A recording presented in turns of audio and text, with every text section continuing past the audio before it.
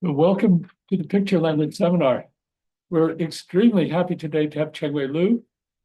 Zhengwei was here as a postdoctoral fellow starting 2015, and now is at Tsinghua University and BIMSA. And he's been visiting for a few days and will be here until mid-May. So you have a chance to talk with him. We're really excited to hear about his recent work. He's going to tell us about Alterfolds, which he gave a seminar once before about, but there's a lot of new results, and it also connects to quantum error correction. So Zhengwei, we're very much looking forward to your talk. Thank you, Arthur, and it's a great pleasure to be back. And today I will talk about our recent work on the Alterfold theory, and I will explain what is the theory, and also some key character in the theory, that's the entanglement entropy. And I will explain the second half why we are particularly interested in these concepts. And there are some driving open questions behind that, and we are computing some explicit examples.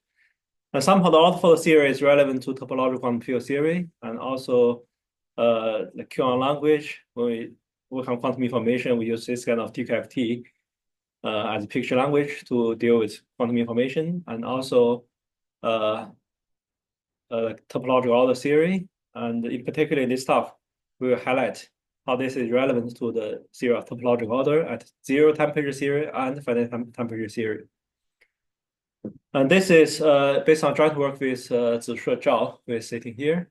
And also in this program of Alterfold TQFT, I think many of our group members are involved. And so I will give another talk about quantum error correction next week, and to mention that's the application. But here I will mention some indication why this theory could be useful to design quantum error correcting codes, and what's the key relevance between this entropy, in particular topological entanglement entropy. And that's really relevant to the power of quantum error correcting codes. First, I'll explain what is the Alterfold theory. So this goes back to the development of topological quantum field theory. And Wheaton constructed the topological quantum field theory in 3 dimensions and 4 dimensions, and found remarkable emergence from that. And he recovered the Juice polynomial in 3 dimensions as emergence of links in 3 manifolds. And also he found the following manifold emergence, like the Donaldson emergence. And here I will mainly focus on the 2+1 theory for the 3 manifold emergence. And those emergences at that point has been considered first, like the Juice polynomial comes from the development of subfactor theory of operator algebra in the classification of Jones index. And then this is relevant to the representation of quantum SU2. And sooner people realize the theory also works for other kind of representations of quantum Lie groups.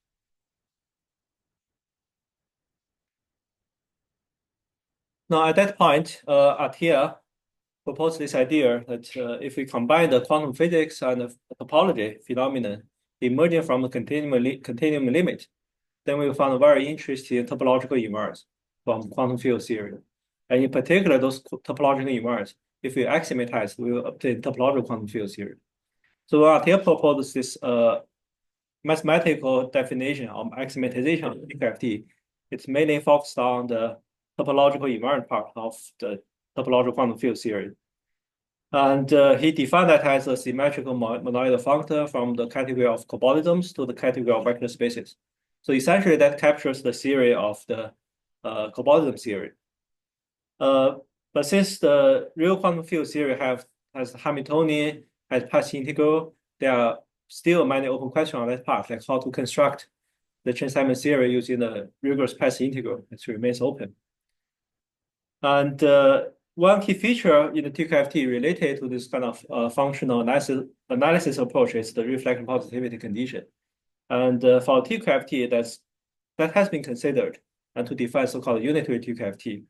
In particular, in that case, the vector space is replaced by Hilbert space, and all the mapping class group given by unitary groups. So here is a tiny example that if we take a cobordism like this in 1+1 theory, we have boundary circles, and each boundary condition corresponds to a vector space. And the cobordism gives a linear transformation on vector space. and disjoint union will be tensor product, and gluing map will be the contraction. So that's the usual TQFT. And at that point, to implement Witten's idea of those topological invariants, one can use a surgery theory. And this is first given by the Reshtik and Turev, using the data coming from representation of quantum group. And on the categorical acceptation, that's called the modular tensor category, which first comes from the theory of CFT, but widely applied in this TQFT theory.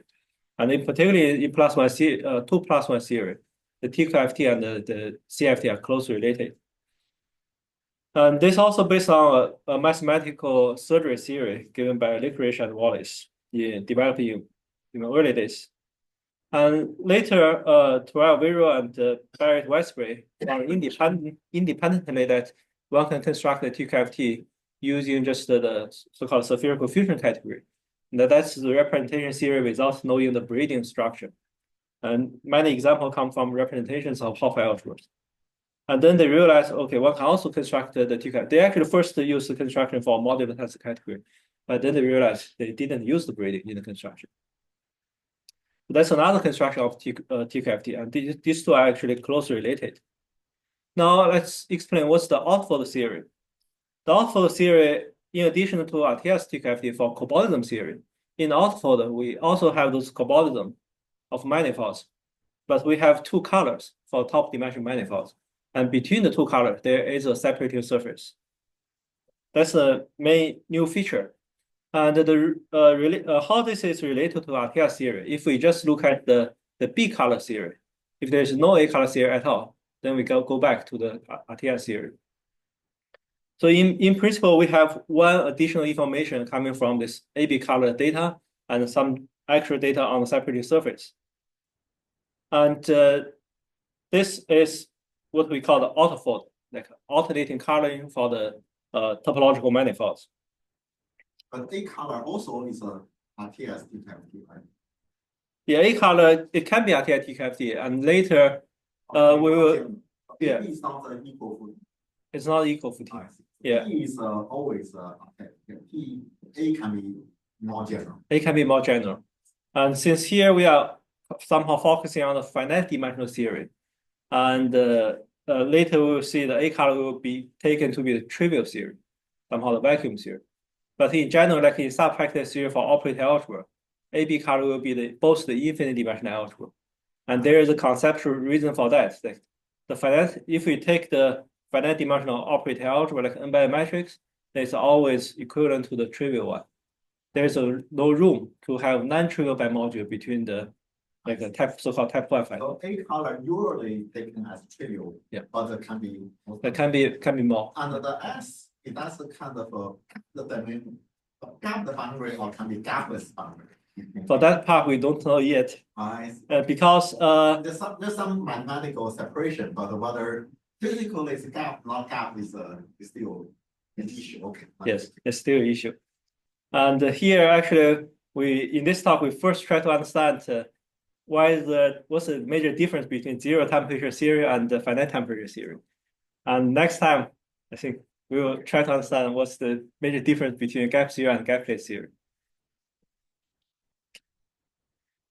And in the joint work with Shuangming, Yilong and Jinsong Wu at BIMSA, we constructed this 2+1 for the TQFT from a spherical multi-fusion category. And previously, what we know how to construct TQFT from that, and there are actually two major constructions. One is given by the Terrell Vero, Barrett Westbury. And from the spherical category, you get a 2+1 TQFT using triangulation.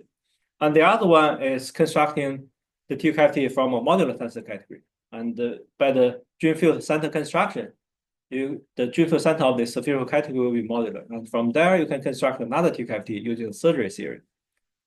So these are the two remarkable TQFT related to this spherical category. And it's known that these two are isomorphic on the cobordism categories.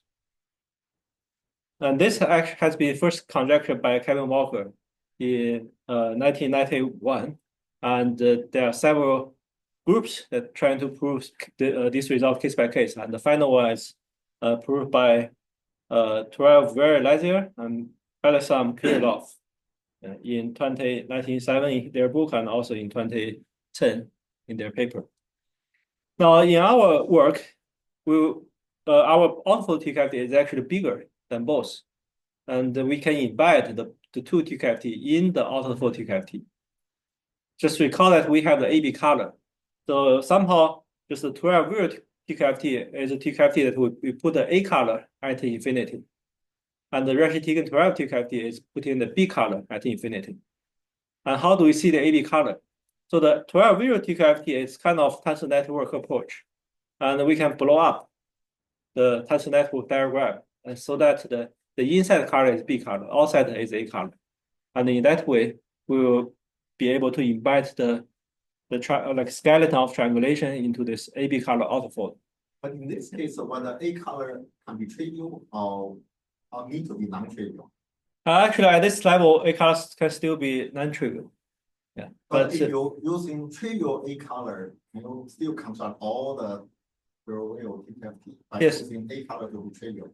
Eventually, A color will be trivial since to encode the surgery theory, that is equivalent to the condition that A color is trivial. I see. So for the trivial T-cavity, A color need to be trivial. For 12 virial, essentially the 12 virial invariant is given by this formula. The 12 virial invariant of a manifold will be equal to the power invariant, the B color manifold over the A color manifold. Okay. Yeah, so in this case, the quotient is 12 virial invariant. But when you choose A color to be trivial, Yeah. Can your formula realize all possible trivial invariants? Yes.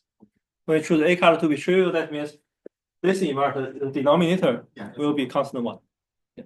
Then the similar question for the Witten T-cavity. Do you have similar results? Can A color be trivial to realize the Witten Rashid-Tigan T-cavity? Or you need a non-trivial A color? In that case, I think A color will be non-trivial, and it's not even a color. It should be some enriched structure acting on the boundary. So that's the difference between these two. That's the difference. In that case, your theory. yeah, in that case, we do start with the same modular times category using the same T-cavity, and then reading some boundary condition. And actually, I will mention some relevant results on that in that direction in the talk at MIT on the April 18th. And that's the modular invariant theory. Yeah, there we will see how to understand the 1+1 full CFT and the possible boundary condition of extension of minimum model using this Alterfold T-cavity. Yeah, so in this case, we can embed both 12 virial and Rashid-Tigan 12 in the Alterfold T-cavity. So somehow this T-cavity is big enough and that contains huge amount of extra information. So after we realized that, we wondered, how do we use those new ideas? Do we really learn something from those new mathematical structures? And in this talk, we will show this is indeed the case. We do learn a huge amount of new information. So we have several applications of those new structures, and here we will talk about how to understand the entanglement entropy, including topological one. And also next talk, we will see how to implement quantum error corrections. And there are actually several other applications that we are currently working on.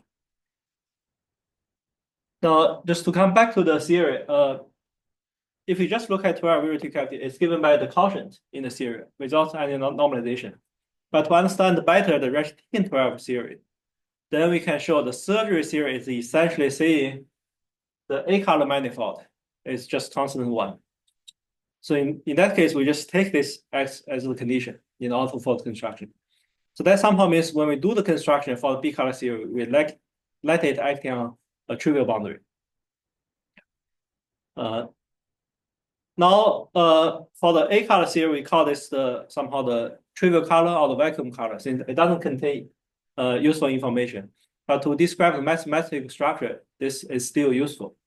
So we really focus on the B color part that contains the non-trivial information, and we consider that as the one-dimensional higher center of the previous two-dimensional theory. Now, in category theory, there is a well-known result that if you do the center twice, you will get a trivial result. Here we can see the result in this bigger framework. Like if we construct this TQFT, run the Alterfold construction twice, then we will obtain a trivial TQFT. Namely, the invariance will be just, or B color will be also constant 1. And the reason is when we compute this invariant, we just choose one color in the equivalence class. So once we do it one time, then we have the A color in the next dimension. So when we do the next time, the A color theory is a trivial theory. So that will produce a constant invariant, no matter what is the B color. And this is the phenomenon that called the center of the center is trivial. Now that's kind of the categorical approach to this construction. So on that level, it's already interesting to understand like the topological invariance and other data emergent from this categorical data, the kind of lattice models. But now in the next paper, we move like kind of forward. This is a long line that on one side we have the TQFT initiated by Witten, and on the other side we should have the lattice Hamiltonian. And somehow we want to fill the gaps using the path integral at a certain step using the reflection positivity condition. And in this work, we try to implement this line just by starting with a lattice Hamiltonian. And then from lattice Hamiltonian, we try to construct a state. And there are actually two different approaches. One is like in the Levin-Wen model approach. This state it can be the ground state of Hamiltonian. And then we can construct the Levin model, and from that, we derive the fusion category and the TQFT. And another approach is the box theory. We can look at the Gibbs state of Hamiltonian, and from that, one can produce a modular tensor category. And here we are looking at the picture that will produce this like ground state. But later we'll see the ground state theory is a zero temperature theory. So this theory also works for finite temperature. Now, what's the key feature in this approach? So first, this works in any dimension. And the initial data is just the Hamiltonian of local interactions. And from the Hamiltonian, how do we produce a TQFT? So one important condition we require is that the local interaction is independent of the matrix. So it only depends on local shape of the lattice, but not the matrix of the manifold. This essentially tells us the topological feature of the theory. And say now let's take the ground state and from the Hamiltonian. And another important feature is if the Hamiltonian has commuting local terms, then somehow we can show the Hamiltonian has the reflection positivity condition. And that's a key feature. And then the ground state will also have this kind of condition. And then once we have the ground state to be reflection positive, then we can use that to run the weak rotation to do the quantization. And then we get the quantized physical space. And from that physical space, we can read out a higher analog of the operator algebra. And essentially, we can implement a higher analog of the Gelfand non-Mark single construction. So in particular, if the original lattice is one-dimensional, this is the ordinary GS construction. Now we have a higher analog. And then from the higher operator algebra, we can read out their representations of higher idempotent completion. And then by looking at the representation theory in all codimensions and their interaction, then we can read out the higher category theory. And from that, we can construct the one-dimensional higher TQFT. And this is the Alterfold construction. And the B-color theory will involve the 12-view construction. So this is the somehow it involves the functional analysis idea and kind of functional integral construction of TQFT.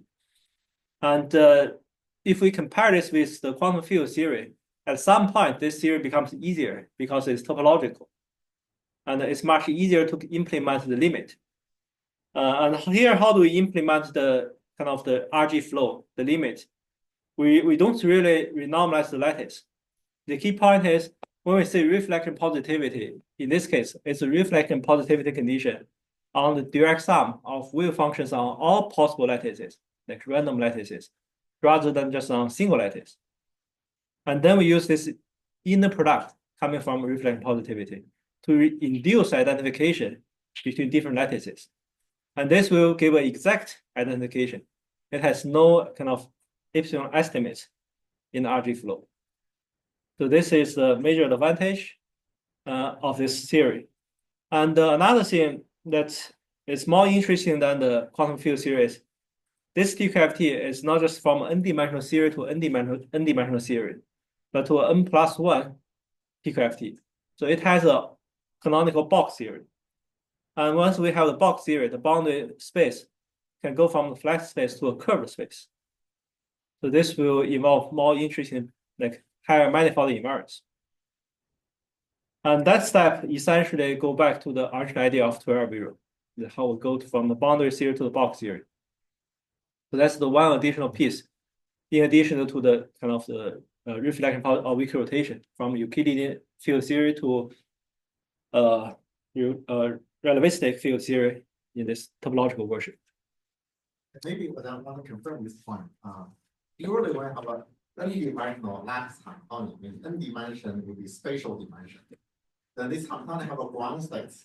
If this ground state have energy gap, the ground state would describe as some topological order, but also in n-dimensional space. But here, what you do is different. From the n-dimensional lattice, you obtain an n+1 dimensional topological order. So it's one higher dimension. The topological, the state is still n-dimensional. TQFT is n+1. Yeah, what do you mean by state? The state of the wave function is still defined on the n-dimensional vector space or n-dimensional the n-dimensional lattices. Yeah, but this n-dimensional lattice lives on the boundary.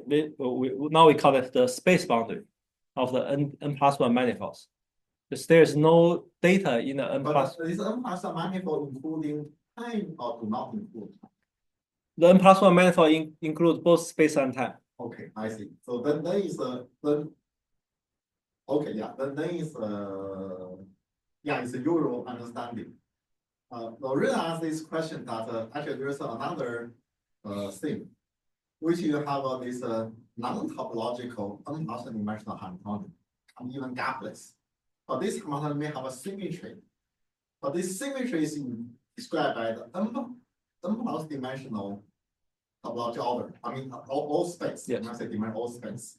So there's a, but that's a, kind of like what you say, the emergent symmetry. But maybe this I don't know which version. Yes, that's the case. That will show up on the last state of talk. Okay, yeah. So yes. Yeah, Just that's there are two emergent symmetries. Yeah, and like why can we? That's actually the thing that puzzled me for a long time. Like, how do we start with a two-dimensional theory and finally get an interesting environment of three manifold? And the point is, in the two-dimensional theory itself, that there is additional gauge symmetry come from the one-dimensional higher, and that symmetry is the symmetry symbol, and that produces one-dimensional higher emerge. And indeed we will see that key difference just between the zero temperature theory and the finite temperature theory. Yeah. So here, since here we are looking at the zero temperature theory so far, and the emergent theory looks like the n-dimensional symmetry, but by the end of the talk we will see this n-dimensional symmetry is really an n+1 dimensional symmetry.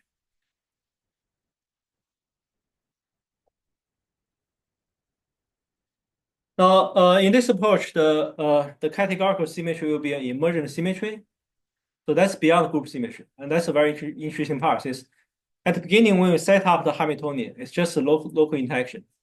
If you just look at like a finite lattice, we won't see this emergent symmetry.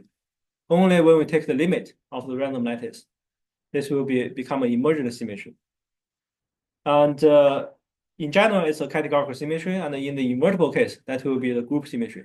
That's what people studied before, but now in the theory of topological order, we are more interested in this categorical symmetry. And also this TQFT, the one-dimensional higher TQFT, describes the global symmetry of the lattice model and topological orders. Now here is an explicit theorem without starting with the Hamiltonian. But here we can start with a linear functional on the lattice models and supported on sphere with 3 conditions. And the first one is the reflection positivity. And that just means on this sphere, as N, you can cut it in the middle. This is a mirror for time equals 0. And the reflection positivity means we have, for the fixed boundary in the middle, we can have the configurations on the left. And the configuration could be superposition of this wave function on different lattices. But the boundary is fixed. And then we can take one configuration on the left and then take its mirror image on the right. And then define this linear functional on this total space, the sphere. And require this linear functional to be reflection positive. And this will induce a positive semi-definite inner product between the space of disks. And the second condition is homeomorphic invariance. Homeomorphic invariance means we just look at this linear function on the sphere and then we take a homomorphism on the sphere. And that doesn't change the linear function. And this is essentially a topological feature. Now, if we look at Hamiltonian, how do we get that? So if you look at Hamiltonian, you can change the Hamiltonian by a homomorphism. But then essentially, you only change the matrix of this shape of Hamiltonian, but not the local structure, the combinatorial structure of connectedness. So once we assume the local Hamiltonian is independent of the matrix, then we know the induced linear functional or ground state will have homomorphic inverse. So somehow the first 2 properties can be both derived from the property of the Hamiltonian. And the first one can be derived from Hamiltonian when we're assuming the Hamiltonian has commuting local terms. And actually, we try to prove that without assuming this commutative condition for local terms. And then there is a very subtle condition that we can prove that to be true for a single lattice, and that is fully connected, but not for kind of the direct sum of multiple lattices, and also when the lattices have multiple connected components. There are some very subtle conditions we still don't quite understand. And that's also one of the major motivation to study the entanglement entropy we'll see later. Does it work for the random lattice? Just for the lattice, if we look at the piece, half of them, the Dn. If we look at the lattice in this way, it is fully connected. And then we can prove reflection positivity. But if the lattice, in this case, the RP works. But if the lattice, they have multiple components,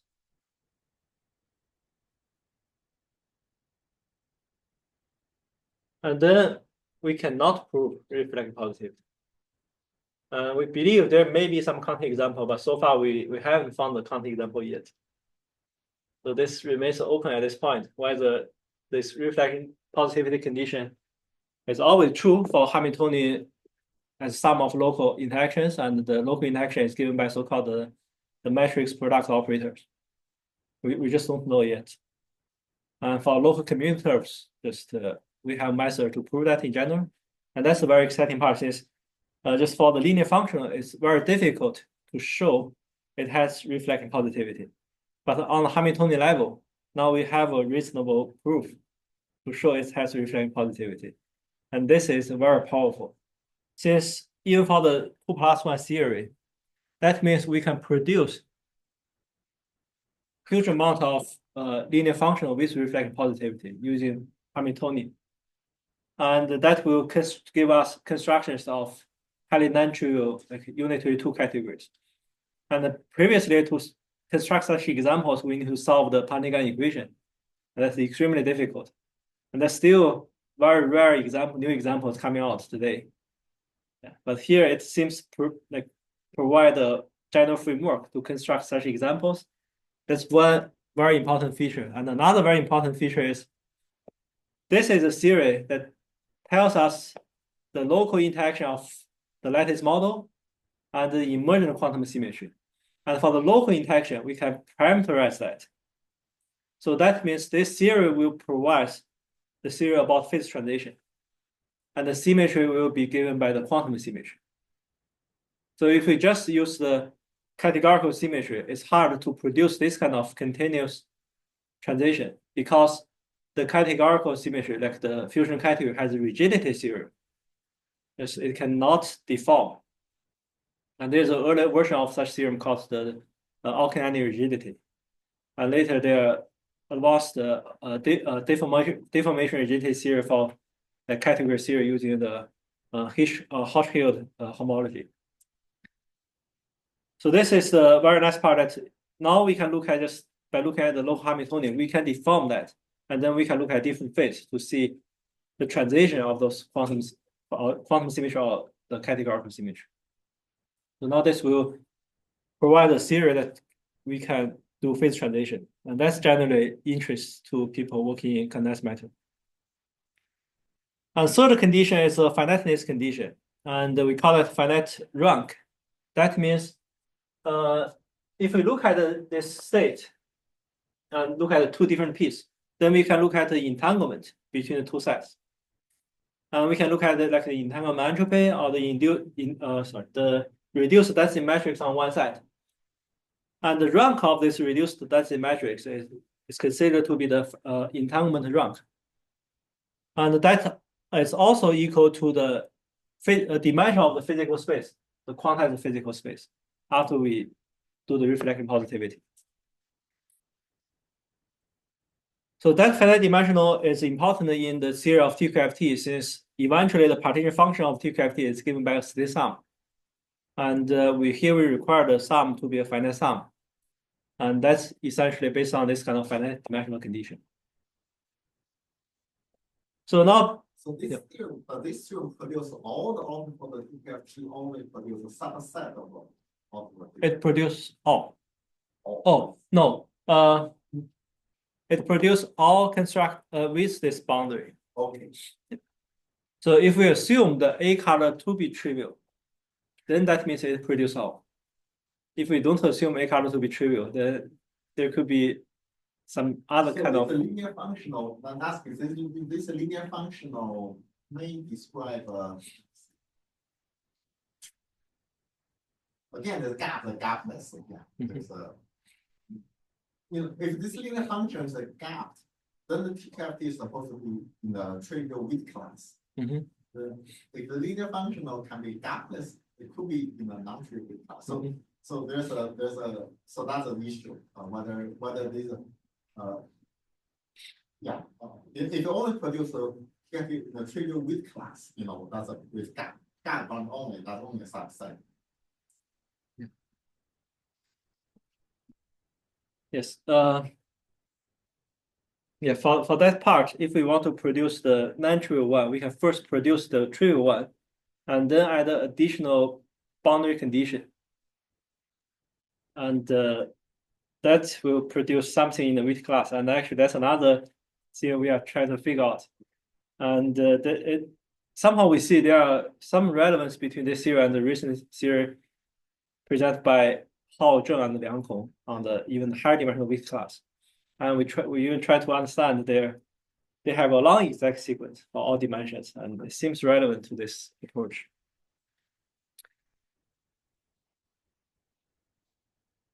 And the third condition is this finite dimensional condition, and this is somehow very mathematically very important to construct TQFT, and in particular for the UQSL2 theory. When Q is at root of unity, we have this complete finiteness condition. And when Q is like bigger than 1, then we only know the vector space is finite dimensional, but somehow the number of morphisms could be infinite many. So in that case, it doesn't provide the TQFT as state sum, since it's just not a finite sum. But still, it's another kind of very interesting theory. And one very subtle thing here is like when we say a lattice, what do we mean by a lattice? So to formulate this mathematically it's really challenging. And later we get to understand that this lattice really means something called labeled regular stratified piecewise linear manifolds. And piecewise linear is easy to understand. That's kind of shape of lattice. And stratification is just we have the manifold with all possible codimensions. And label is just the spin on the lattice. And the non-trivial data is this regular condition. And this regular condition somehow is saying that at the neighborhood of any point, it can factor through, like for K cell, it can factor through. This neighborhood factor through by the K cell and its normal bundle. And this is a crucial condition that to ensure a transversal theory. And the transversal theorem is essentially used to build the Alterfold TQFT. In the original 12-view construction for the only B-color theory or RTSC TQFT, this is not necessary because there's no space boundary, like there's no data living on the boundary. But now we have data on the boundary. That means when you have triangulations, you also have a triangulation on the boundary. Then you need to show the theory is also not just independent of the triangulation in the block, but also independent of triangulation on the boundary. Then the boundary will not just cut, like in the block, you only have decomposition of manifolds, no data. But on the boundary, we have decorations. And then the intersection with decoration is very sensitive. And to make sure the intersection is well defined, we need certain transversal condition. So that's a very subtle condition. But eventually we realize this is indeed the red condition, because this finally leads to the red definition of the higher unitary N category, which is another open question. Now we can solve that just by looking at this regular label stratified manifold. So from this, first of all, the three conditions to characterize the linear functional, we have a characterization, a mathematical characterization of topological orders from its ground state without knowing the symmetry. That's another approach. And this is a fundamental question asked by Xiaogang Wen, and we are very excited to be able to answer this question. And another thing is this provides a mathematical definition of the higher category. So in this approach, if we know the higher category in advance, then this definition will coincide with the previous ones proposed by Xiaogang, Kong Liang on the categorical approach, definition of the topological orders. And this is a mathematical rigorous definition of the unitary N category. And the stratification structure really tells how the higher morphism interacts with each other. And the very interesting part is, in this approach, the categorical symmetry is not the initial data we start with. So this is kind of the major difference between this theory and the Levin-Wen model. And in Levin-Wen model, we construct Hamiltonian from the categorical data of fusion category. And here we can take a more random interaction, and the categorical symmetry will be emergent symmetry. And now to be consistent with the previous theory on when the input is a category, then we just take the linear function to be the evaluation map of the category on the sphere. Then we just end up with the same thing. Now here, there's one more subtle point we are not able to solve at this point. Like for the categories, if we have a unitary theory, then it's always spherical. But if we want to look at a more general algebraic theory, like fusion category, then it doesn't have to be spherical. This will produce some anomalous structure. And there, the environment will be not just about the three manifolds, but frame the three manifolds. So in principle, we need to add the framed structure on the initial data of the sphere, and then provide framed three manifold environment, also for the higher dimensional case. So the general idea will improve this. Actually, almost every step will work. We'll add the frame, but which step doesn't work? It's this transversal theorem. This when we prove that when we use this regular condition to prove like the transversal theorem, like the two submanifolds can be transversal to each other by arbitrary small isotopy. This goes back to an early result of Williamson in 1962. And there he proved this transversal theorem for two submanifolds. And now we need to prove this result for stratified manifold. So it's kind of a more refined version of his work. But there is a very subtle point. In his theory, the result is not true in general. Just if you take an N manifold and you take two submanifolds that has codimension big or equal to 3, then there can be weird example that there's no transversal ambient isotopy. So that the regular condition need to be added. And that's kind of the very subtle point to generalize this mathematically. But somehow, if we are living on like the 3-dimensional theory, we are safe enough. But in higher dimensional theory, this is the very delicate point. And we are not able to generalize Williams theorem to the framed version and also to the stratified manifold with frame. So that's exactly the reason we cannot do this for the general framework. And now believe it's true. we believe it's true, but just they are really very subtle, actually very challenging problems, even in classical topology. So I made a joke with my group. This when I work on this, I said, okay, I really like quantum topology, but now I prefer quantum than topology. So this classical topology is very, very subtle. The quantum part really share with the general idea living in the literature, but this classical topology part is just quite challenging. Yeah, I have a question about this linear calculation in the previous slide. And so what do you call this a piecewise linear manifold? Yeah. Usually manifold have this metric. And when you do the piecewise linear manifold, you put some kind of triangulation, then it's kind of like you can ignore the metric. However, for this kind of sequential complex, you may have to add some structure. One structure one may need to add is in the trivial construction. You need to have this so-called framing, so not framing, the branching structure. So each line have an arrow. On a triangle, this arrow are frustrated, do not form circle. You have to assign this branching structure to assign a cell to the tensor, because tensor index is not we not have coefficient symmetry, so which means first vertex and second vertex with an assignment. And what this chapter to me seems pretty important in many theories. So that means that this triangulation has some structure there, not just a triangulation. It's a with decoration. Yes. So I wonder in your calculation, this definition, whether this kind of branching structure is important now. That is involved. That is involved. As you need to assign this branching structure. Yeah, we need to. We don't have to, but that will be derived from the theory. Oh, For example, if we want to consider the Frobenius indicator of a simple object, then we have to be very careful about, we say, a safety object, and when we rotate that, we have a natural Frobenius indicator. Now, if we put this diagram on the surface, there is ambiguity. Oh. This is not just on the plane; it's not just like plane. And actually, in this definition, another difference is this definition of TCAP doesn't come from the stringnet version. And there is another very subtle point. I cannot use the stringnet approach directly because so if this is a stringnet, and when we do the triangulation, we have this kind of triangulation. Yeah. And since we have those stringnet data on the boundary, we have to deal with this triangulation of the stringnet such that the intersection is transversal.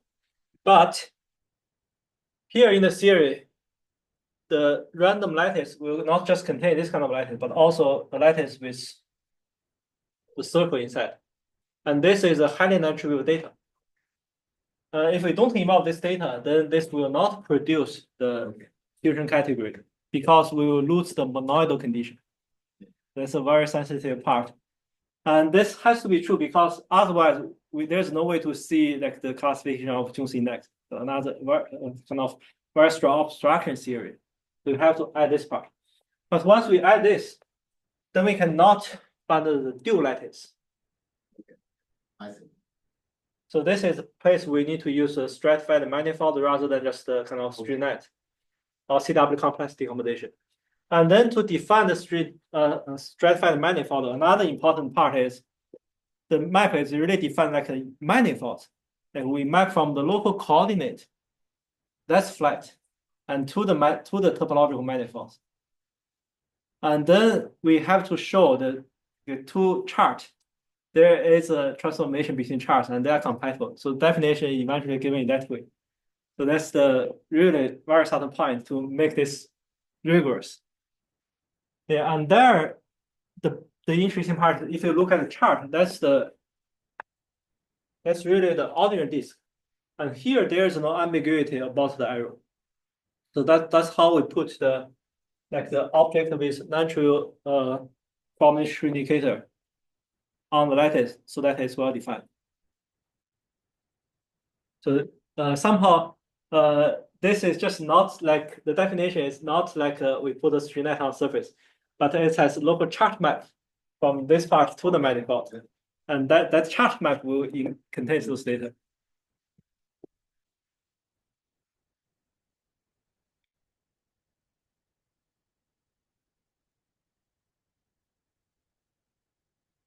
Now, when we produced that theory, actually at that point we didn't consider, even though the example in our mind, zero temperature theory, but when we work out these axioms, like the three axioms, we don't really see whether the theory is zero temperature or finite temperature.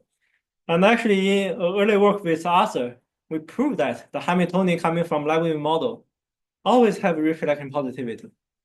And the homomorphic invariant property is obvious. So we just have that condition. And then if we take the Hamiltonian acting on initial condition, like the product state, and that's also homomorphic invariance, and that's reflection positive, then this thermal like wave function Z at any temperature will have the required condition, reflection positivity and homomorphic invariance. Then that means in our theory, we can expect not just at zero temperature, when we produce the kind of categorical symmetry and TQFT, but at any finite temperature, we should be also able to produce a unity two category and a TQFT. And then we are puzzled at the point. What's the meaning of those TQFT, like topological theory at finite temperature?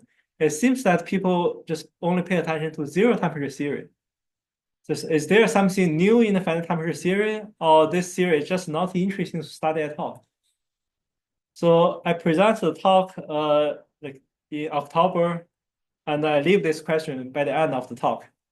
Now somehow this talk we want to start with this point and to see what's going on for the zero temperature theory and the finite temperature theory.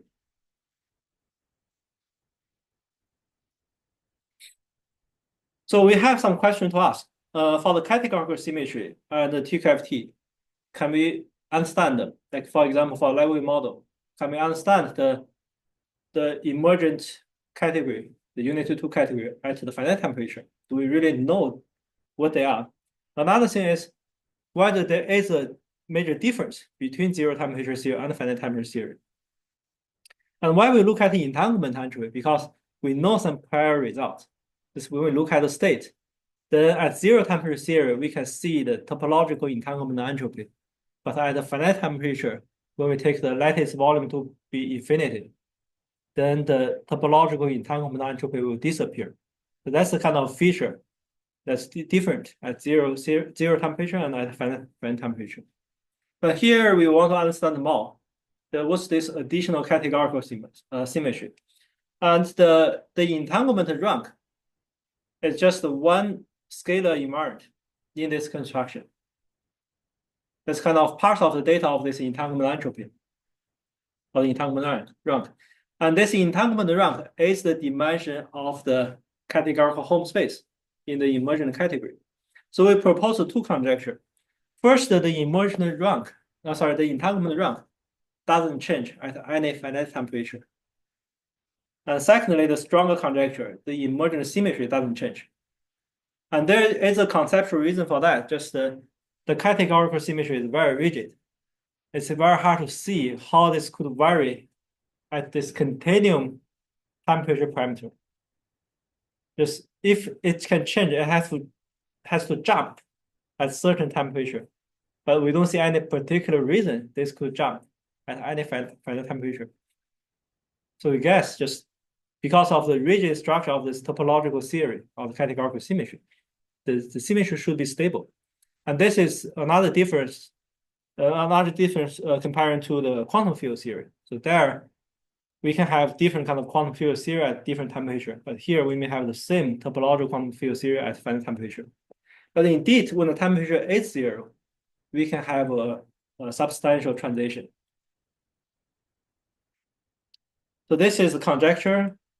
But since we don't really know much at the finite temperature theory, even computational tools, we are lack of that. So then in joint work with Zishuo Zhao, we try to do some computation on some interesting model. Then the first one that one could try, you can guess, that's a Tauri code. Since this is somehow the most elementary model that contains non-trivial topological order and most computable model. So we just try to understand what's going on for this particular example. But then we start with the Tauri code is defined on the this square lattice with periodic boundary condition. So it's essentially on torus. And the qubit in the ordinal notation, the qubit is on the edge. And then we have the vertex operator given by tensor of poly z and predicate operator given by tensor of poly x. And the Hamiltonian is the sum of the slope operators.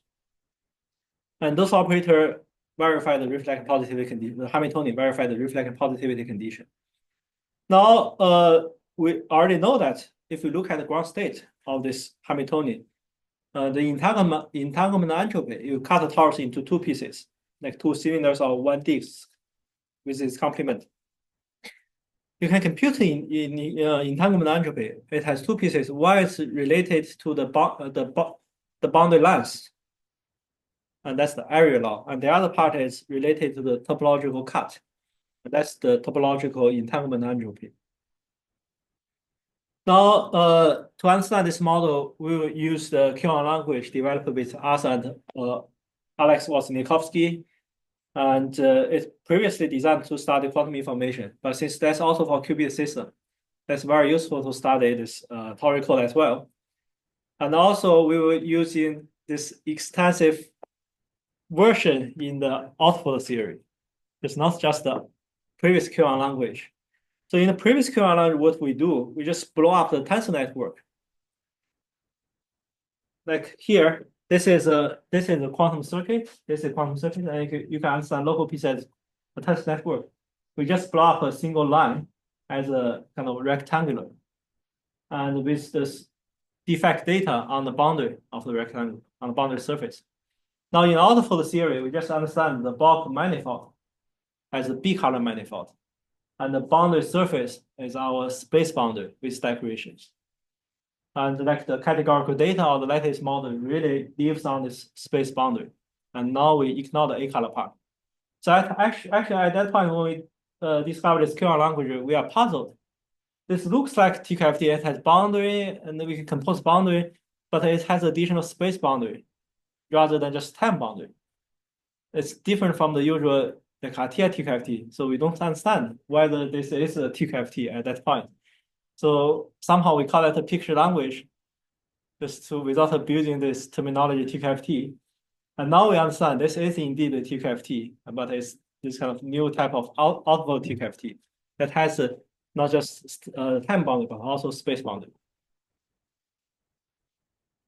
And also on this boundary, we have those additional relations for this line in the QAnon language. Those can have gradient, have charge, for Majorana Fermi, and some joint relation between the surface and the decorations on the surface, like the string genus relation. And this also has a generalization. The string really corresponding to the so-called omega color. And this, in this case, is the Eden category, and this is the omega color for the out part. Now, in this language, so if we want to understand the two qubit gate, we have two input on top and two at the bottom. And then previously, if you look at tensor network, it's a like letter H. Now this blow up to this three manifold with boundary. Now what's new in the Alterfold theory, we not only have three manifold coming from those kind of handle body, we will have a general three manifold. And there may not be any blow up of a tensor network. And those three manifold will be very useful to study topological orders, and also in the computation of entanglement entropy. So this is the new feature we are going to use. Now we will just use one example. What's the three manifold to study this like ground state? The three manifold is a torus. Like when we take the lattice on torus, we just take the three manifold to be torus, multiply the interval 0 and 1. And this three manifold is not a blow up of tensor network because it's a neighborhood of a two manifold, rather a neighborhood of a one skeleton. So this is kind of the interesting part beyond tensor network. Now, how do we write down the ground state in this approach. So on one side, we have the input time boundary. It's a tower time 0. And this will be the boundary powers in the TQFT. So this dimension, this model space will be 4-dimensional for the two logical qubits for the degeneracy dimension of the ground states. And for the other side, for t minus t cos times 1, we will put the lattice on that. And this represents the data of the physical qubits. So on one side, on the left 0 side, we have the logical information. It's irrelevant to the lattice structure. On the other side, t cos 1, we have the lattice structure. And there we can implement the logical information of the ground state in terms of the physical qubits. And the presentation also is very interesting. Just if you look at the original square lattice, the green part, and then at each edge, we have a qubit. Now this each edge, this qubit will correspond to this disk. That's for the output of the qubit. And then we have this stringlet of qubits on this lattice. And with those kind of single string connecting them. Now we just say this is the ground state. And how to read the information? Say, if you look at the qubit basis, you want to read the amplitude, the coefficient of this vector. Then you just put the vector 0 and 1 inside. Like 0 is just cap, and 1 is the cap is a pair of charge. You just put that inside, and then you're just using the evaluation map, like each closed circle contributes square root of 2. And that gives you the value. So this is how you compute those amplitudes. And this gives a presentation of the multiple qubit state. Now this is just a lattice on t times 1. And on t times 0, you have freedom to put data inside.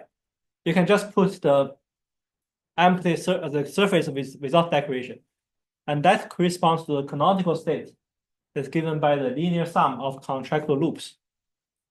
But you can also put like a data, like a simple object with label 1 on longitude or amplitude, and that corresponding to the logical 1 information. So these two information are really separated. And this is the presentation of the ground state. How can we understand the plackets, the red plackets and the blue plackets in the music? Yes. So for the stabilizer code, previously this vertex operator for poly Z is a stabilizer, so its action is identity on the ground state. So now on the right side, we can just check this directly. So this is a kind of a multiple qubit state. Now we can check this is a stabilizer state. So how do we do that? We just apply the poly action, poly Z, and in this kernel language, the poly Z action is a pair of charge at each qubits. And then at each qubit, we have this pair of charge. So for 4 qubits, we have 4 pairs of charge. And then on the cycle, for each edge, you also have a pair of charge. And they will cancel each other. So that means this action here, the poly word action, will be the identity action on the state. So actually, in general, any cycle action will be the identity. The local cycle action will be identity, and the global cycle action will be the logical polygate. And this idea can be generalized, not just for just like toric code. It really works for stabilizer codes. So that's the part I will talk about in next week, is how to design quantum error correcting codes beyond this kind of toric code or surface code. That means those lines, those like the strings may have breedings. And once we allow breedings, this will give stabilizer code, and actually even better. This will give the so-called LDPC code, low density parity check codes. So very useful to construct high quality quantum error correcting codes. Now, how do we compute the entanglement entropy? We just use one feature, very interesting feature. Just the entanglement is irrelevant to local unitary transformation. We only consider the kind of interaction on the boundary. And then now we are going to take the advantage of this language. So these are 2 qubits, the space of 2 qubits. The right side is a bigger disk, has 6 boundary points. That's also space of 2 qubits. So it's kind of the same space but different presentations. And then we can build a transformation and isometry from one to another. So essentially, this is a local isometry. So it doesn't change the entanglement.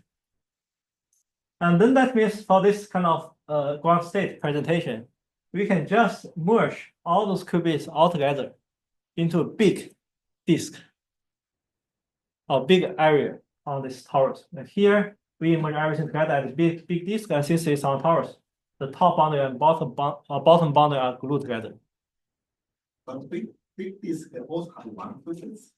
It's not qubit, it's a qubit. Oh, I see. It's small.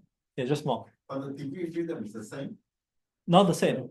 Not the same. But don't have to be the same. Don't have the same. Oh, I see. So that's the part that a very simple local transformation will extremely simplify the computation of the entanglement. So two circles have a four states because of two Yes. qubits. Yes. But this big circle may not have a four state, maybe it's three. Yes. Or maybe Yes. Because when you merge more and more qubits, you will meet some other condition that the circle may come back. And this will have additional degeneracy.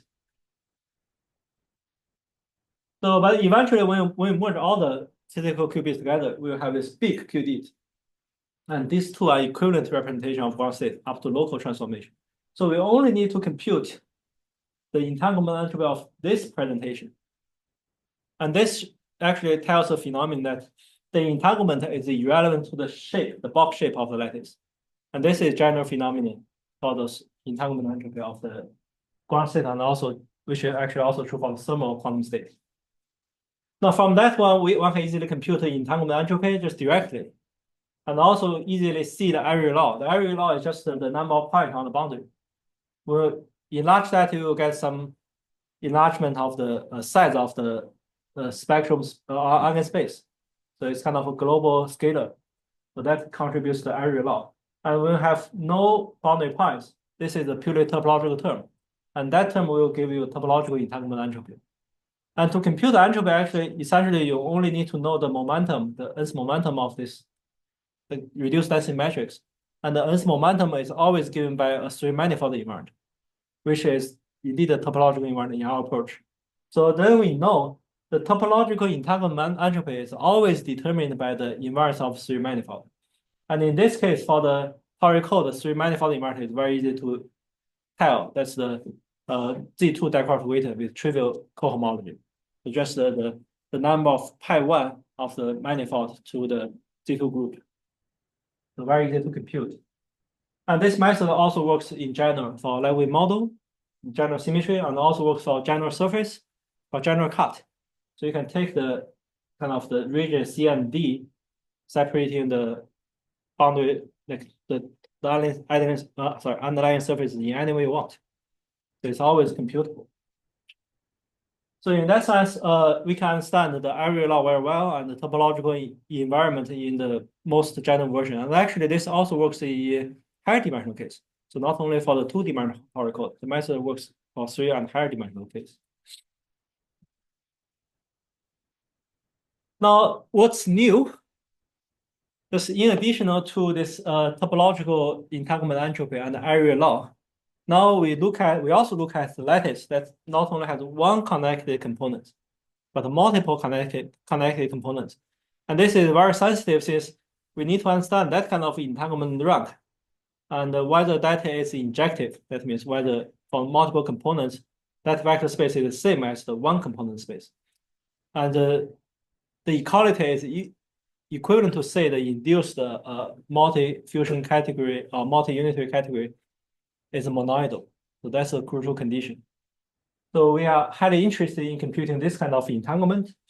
Now for the Tauri code case, we can compute that explicitly. And then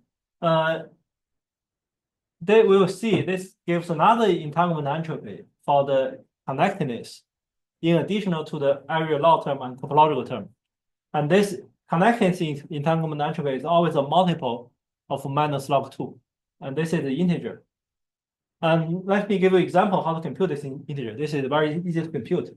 Just say here we have like a disk, here another disk, and this underlying space is a sphere. And we have two connected components. And then as mentioned in the previous method, that we are only interested in this connected component because all the local physical qubits in one component will emerge to a large qubit. So this will be large cube. And this is another one. Now let's say just example, they are connected in this way.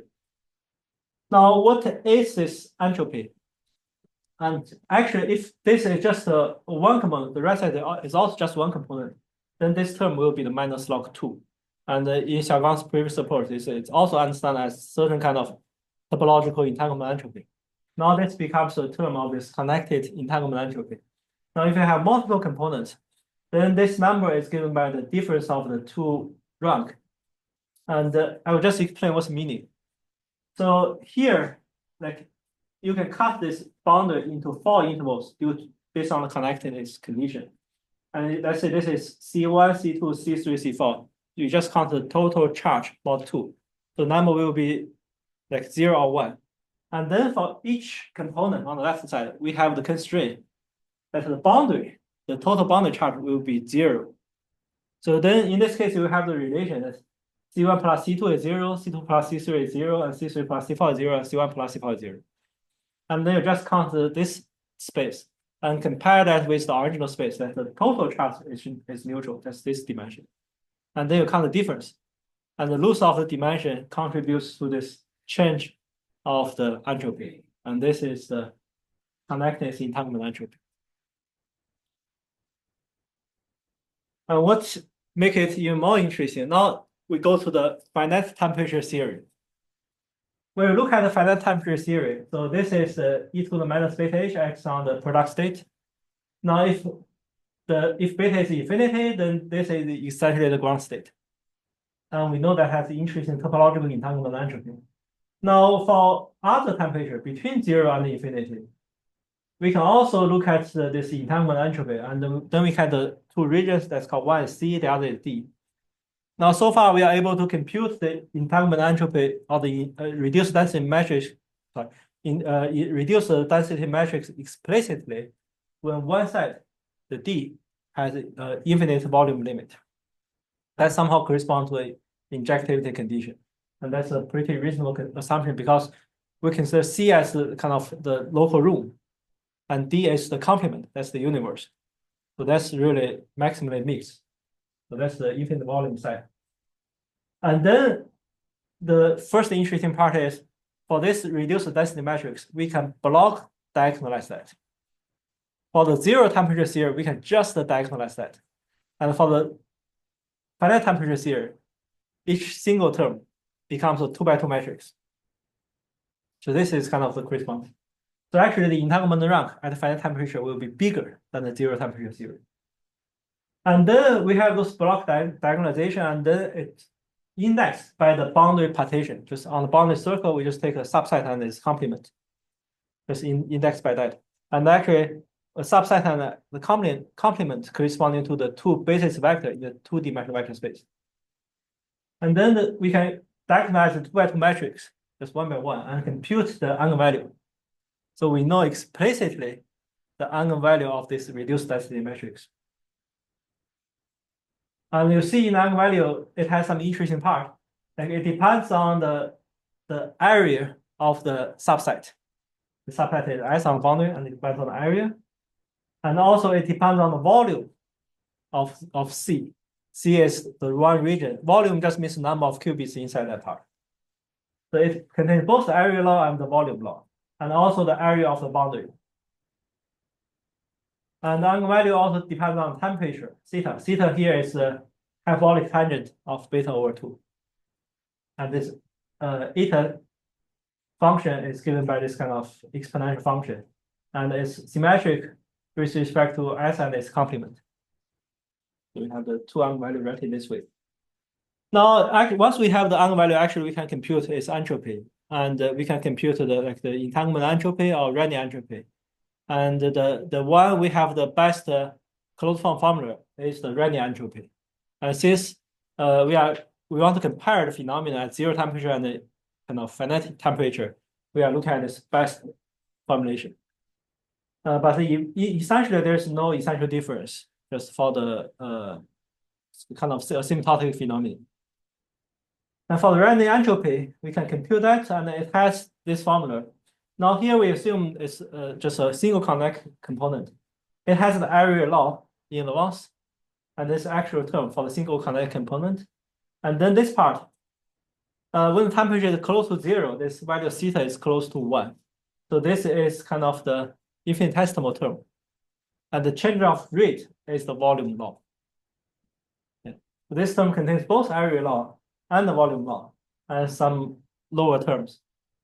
Now, this is for the single kinetic component. If we look at the multiple kinetic components, we have the area law, the volume law, and this connected entanglement entropy.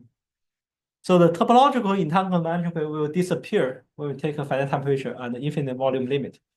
But this entanglement entropy for connecteds is robust. So this is a very interesting phenomenon. And there are some conceptual reasons that we try to understand why we have this kind of robust phenomenon. Just for the three terms, area law, connect components, and the volume law. And so first, this computation really rely on this Alterfold theory and the Q-on language computation. The Q-on language can be generalized using the kind of categorical language in general. And the Alterfold theory is essentially used behind this computation. And why we have this kind of phenomenon rigidity? So first, we compute an even stronger result. For this Tauri code, we compute what's the emergent unitary 2 category arising from the thermal state at a finite temperature. So at the 0 temperature, we know that's the eigencategory. And at finite temperature, it's so-called graph planar algebra of the eigencategory. This is a multi-fusion category. It's actually somehow widely used in subactive theory, but not that widely used in other theory. Somehow, this multi-fusion category, if you just look at the irreducible component, it's a trivial category. It doesn't seem to be interesting enough. And for that reason, the corresponding TQFT will have a trivial manifold invariant. So that essentially tells us this is trivial category. It doesn't give it gives trivial topological order, and it gives trivial invariant in the TQFT. But somehow the TQFT itself is not trivial because we have additional defect on the space boundary. And so this example for Tauri code, it verifies 2 conjectures. One is the entanglement rank is stable at finite temperature. And also the emergent symmetry, this category, is also stable. It's independent of the temperature. Now for the general 2-dimensional 2+1 theory, we conjecture that if we start with the unitary fusion category and the Levin model, and then look at the finite temperature theory, then the emergent fusion category will be the graph planar algebra of this fusion category, which is generally defined by Jones in 1999. That's a very natural guess. And also in the proof, somehow we have some evidence. It's this case, but we don't have a proof, rigorous proof yet, but some conceptual evidence. This graph and algebra are they the same, or they are different, or maybe some fusion category like the same algebra? That's a very good question. Here is the answer proved by some of my academic brothers, 5 people, Bill Penny, Scott Morrison, and Emily Peters, Noel Snyder, and one more.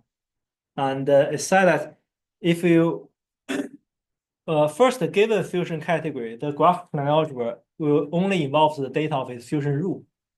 So if they have the same fusion rule, just fusion rule. That's the very interesting part. No F symbol. No F symbol. That's why we say this theory, the finite temperature theory, is a 2-dimensional theory. And the 0 temperature theory will not only involve the fusion rule, but also the Secchi symbol.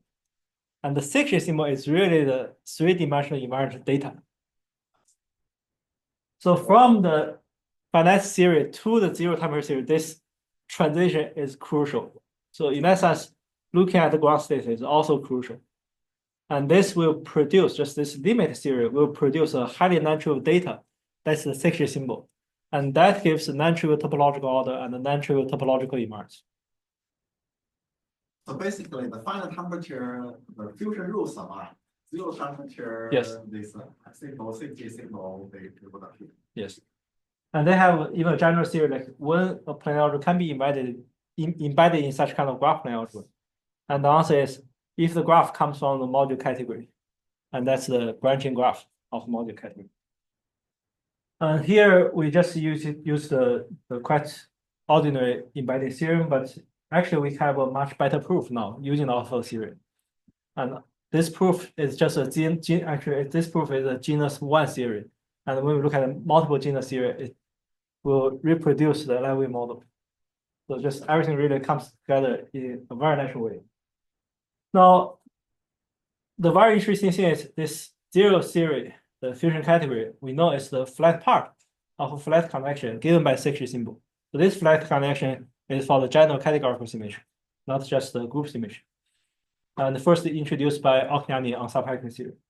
And we know this zero theory part is a flat connection of the graphical algebra. So that's kind of a categorical gauge symmetry theory.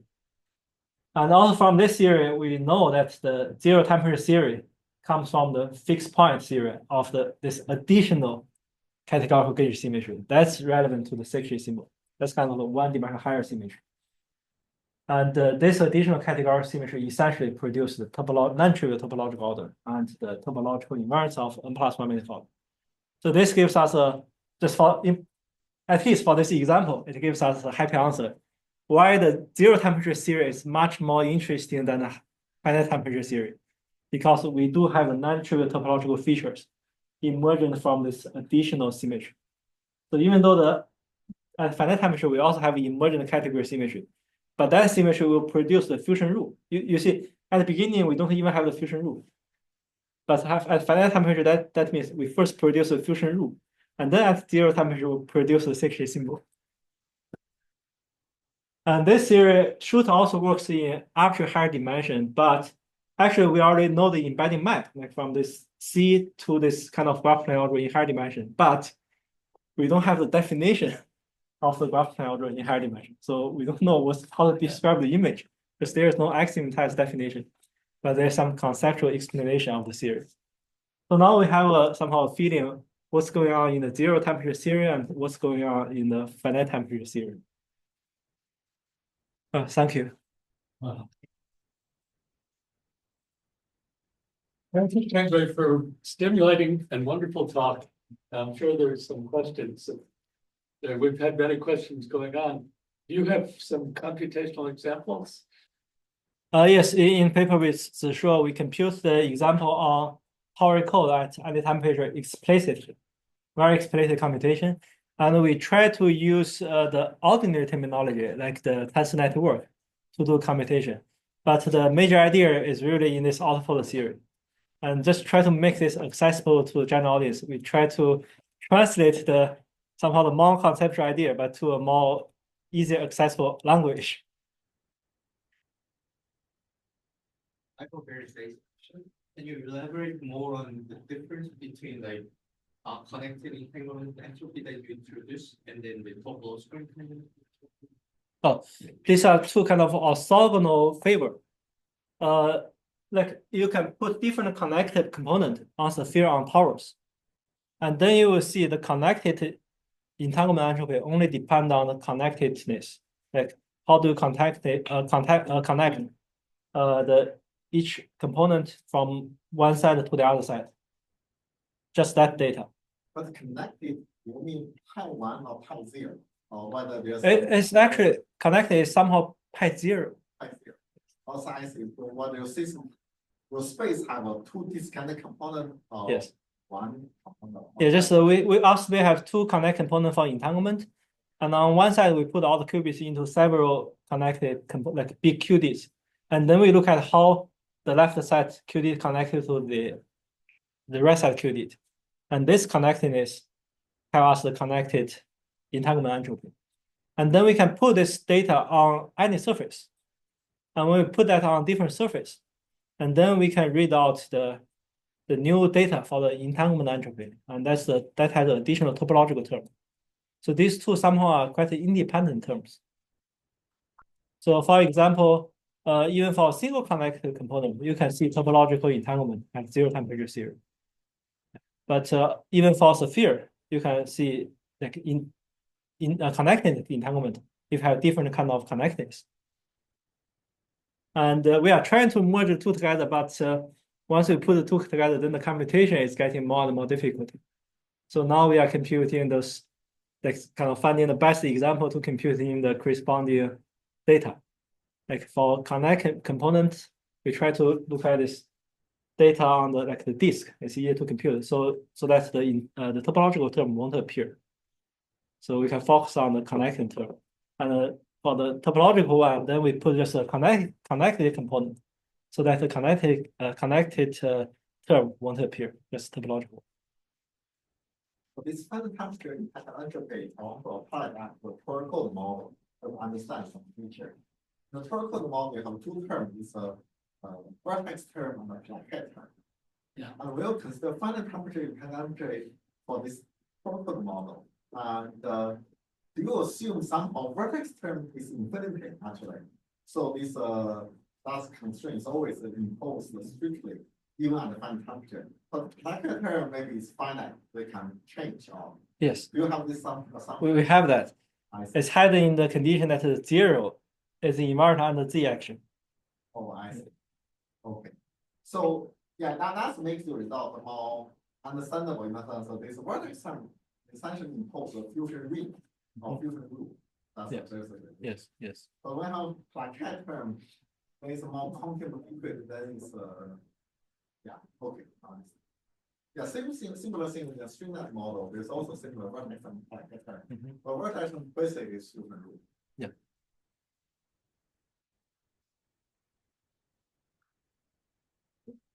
Are there any questions online?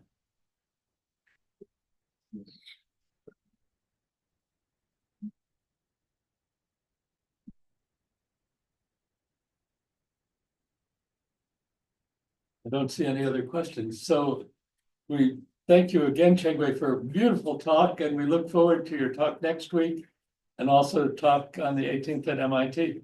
Thank you.